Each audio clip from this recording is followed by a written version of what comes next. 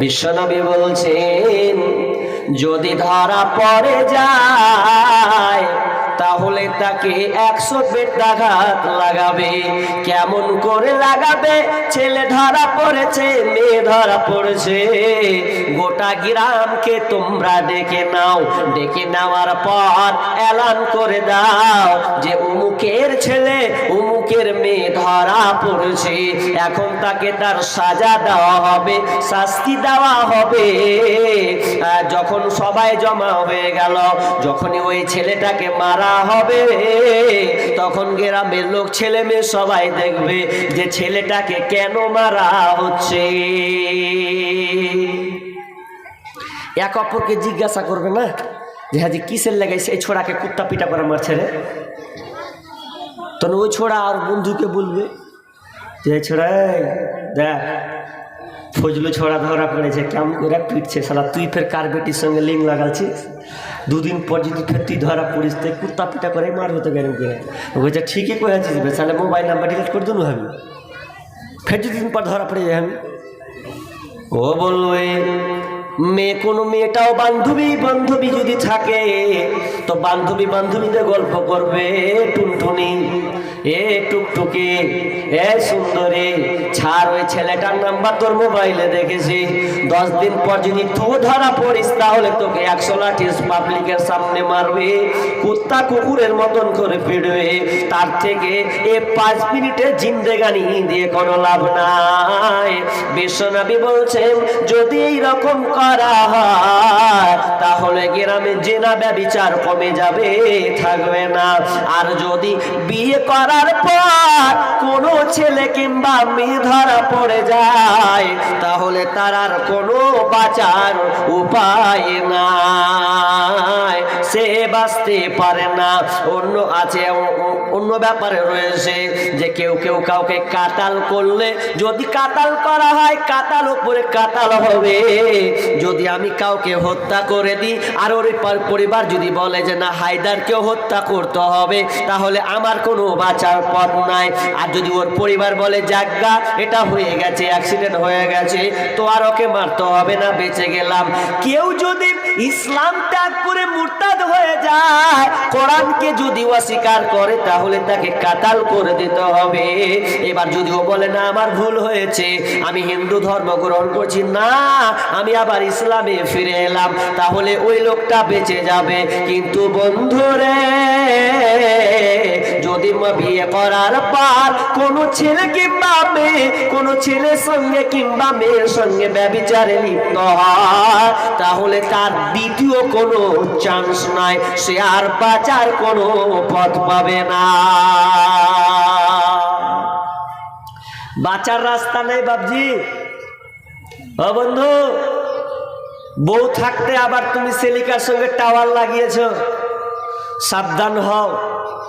যদি ফাইসালা হয়, বিচার হয়, তাহলে তোমার বাঁচার পথ নাই, এটাও তোমাকে বলে রাখছি, শুনে নাও। আচ্ছা, দু বোনকে একসাথে বিয়ে করা যাবে? কথা বলেন না কেন? না আপনাদের গ্রামে যাবে নাকি? যাবে না, ইসলামে হারাম। কিন্তু যখন দুটা বিয়ে একসাথে করা যাবে না, তো তুমি আবার স্ত্রী থাকতে শালিকার সঙ্গে যে নেটওয়ার্ক লাগিয়েছো, এটা আবার জায়েজ আছে নাকি? যদি কেউ শালির সঙ্গে জেনা করে দেয়, অনেকে বলছেন বিবি তালাক, কলম খাতা লাগবে না, তালাক হয়ে যাবে। তাহলে তুমি কি করে শালিকার সঙ্গে ঘুরছো আর ফুচকা খিলাচ্ছ? কি গল্প করছো তুমি? আমি বিস্তারিত বলছি না, শরীর অসুস্থতার কারণে। তো কি বলছিলাম, যে বিয়ে করার পর যদি জেনা করে তার বাঁচার কোনো কায়দা নাই, পথ নাই। কেমন পথ নাই? মাইজ ইবনে মালিক তিনি একজন সাহাবী। সেই সাহাবী কোন ক্রমে একদিন সে জেনা ব্যভিচার করেছে, কেউ কিন্তু জানে না। ওই মাইজ ইবনে মালিক রাদিয়াল্লাহু তাআলা আনহু তিনি বিশ্বনবীর কাছে এসে বলছেন, ইয়া রাসূলুল্লাহ তাহিরনি, আপনি আমাকে পবিত্র করে দিন। বিষ্ণু বলছেন বাড়ি ফিরে যাও, ফাস্তাগফিরুল্লাহি ওয়া আতুবু ইলাইহি, তুমি আল্লাহর কাছে তওবা ইস্তিগফার করে নাও, আল্লাহ তোমাকে মাফ করে দিতে পারে। সাহাবীর মন মানে না, কেন এত বড় ভুল করতে গেলাম, কি অপরাধ করতে গেলাম, সে নিজের মন মানে না। আবার দ্বিতীয়বার এসে বিষ্ণু নবীকে বলছেন তাহের ইয়া রাসূলুল্লাহ, ও দয়ার নবী গো, আমি জেনা ব্যভিচার করেছি, আপনি আমাকে পবিত্র করে দেন, আপনি আমাকে পবিত্র করে দেন। 4 বার বলছেন পবিত্র করে দেন। বিশ্বনবী 3 বার ঘুরিয়ে দিয়েছেন, 4 নম্বরে 4 বারের বেলা এসে বলছে ও সাহাবী রে, তোমাকে আমি কি থেকে পবিত্র করব? তো সাহাবীটা বলছে মিনাজ জিনা, জিনা থেকে আপনি আমাকে পবিত্র করে দেন, আমি জিনা করে দিয়েছি। তখন বিষ্ণু বলছেন আরে সাহাবীরা, দেখো দেখো দেখো, লোকটা কি পাগলা হয়ে গেছে, লোকটা কি মাথা খারাপ হয়েছে, কি বলতে আসছে ও? সাহাবীরা বললেন ইয়া রাসূলুল্লাহ, মাইজ ইবনে মালিকের কোনো মাথা খারাপ নয়, সে পাগল নয়। তখন বলছে তাহলে কি ওই সাহাবীটা কি মদ পান করেছে দেখো? বলছে না না না, ও দয়ার নবী গো, লোকটা কোনো মদ পান শরাব পান করেনি, মুখটা তার ঠিক আছে, স্বাভাবিক গতিতে আছে। দিয়ে এবার বলছে এরে তোমরা এই মাইজ ইবনে মালিককে তোমরা নিয়ে চলে যাও মাঠের দিকে, মাঠের দিকে নিয়ে গিয়ে একে পুঁতে দাও। একে পুঁতে দেওয়ার পর গ্রামবাসী জড়ো হলো, জড়ো হওয়ার পর সবাই তাকে পাথর মারতে লাগলো, কারণ যদি যে না করেছে, কোরআন বলছে, মুসলিম শরীফের হাদিস, বিশ্বনবী বলছেন তাহলে তাকে রজম করে দিতে হবে, ওর আর কোনো বাঁচার কোনো পথ না,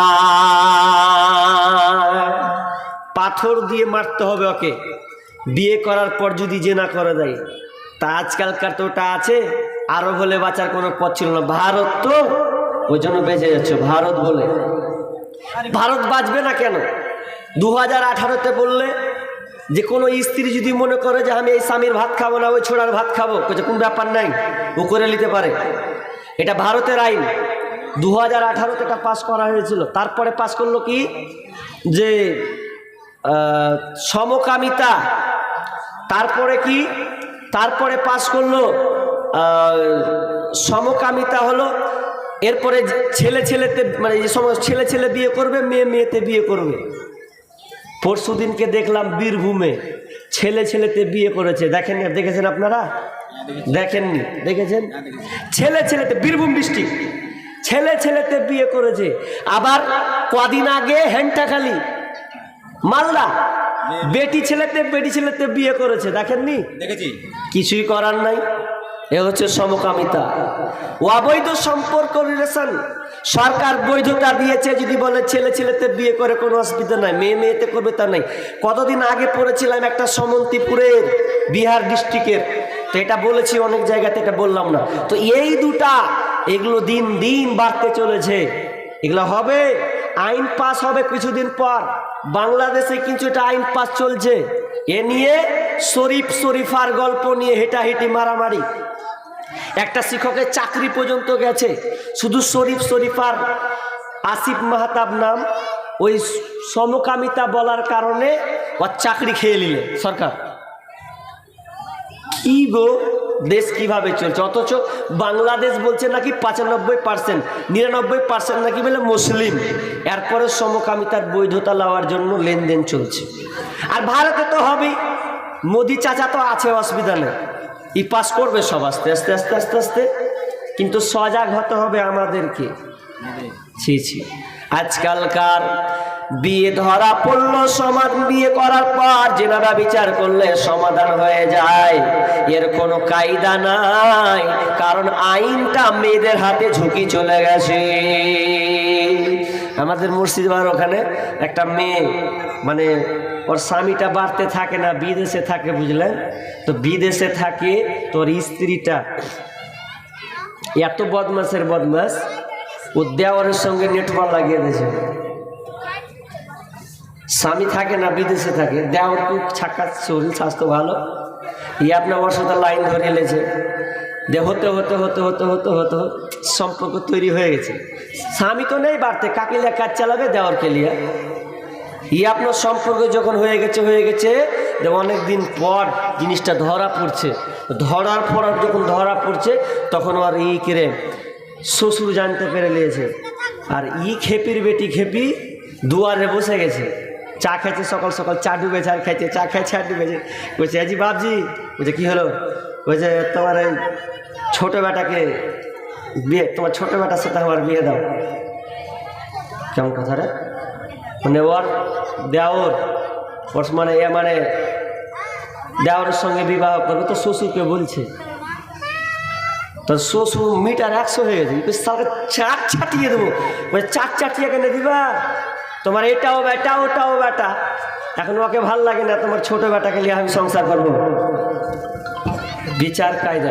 অথচ ইসলাম হলে ওকে কচু কাটা কর, মানে ওকে মেরেই ফেলতে হবে, রজম করতে পারো। বুক ফুলিয়া বলছে যে তোমার বড় বেটার ভাত খাবো না, ছোট বেটার ভাত খাবো।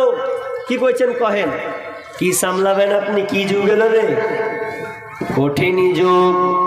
মেয়েদের হাতে শাসন এসেছে, সব জায়গায় মেয়েরা বেকায়দায় হয়ে গেছে। এই জন্য আমি কবিতায় গজলে বলেছিলাম, কিয়ামতের আলামত এসে গেছে, তাই তো ঘরের নারী রাস্তায় নেমেছে। কিয়ামতের আলামত এসে গেছে, তাই তো ঘরের নারী রাস্তায় নেমেছে। ওরে মাছ বাজারে কথা বলে মাছওয়ালার সাথে, স্বামী তাহার দাঁড়িয়ে আছে ব্যাগটা নিয়ে হাতে। ওরে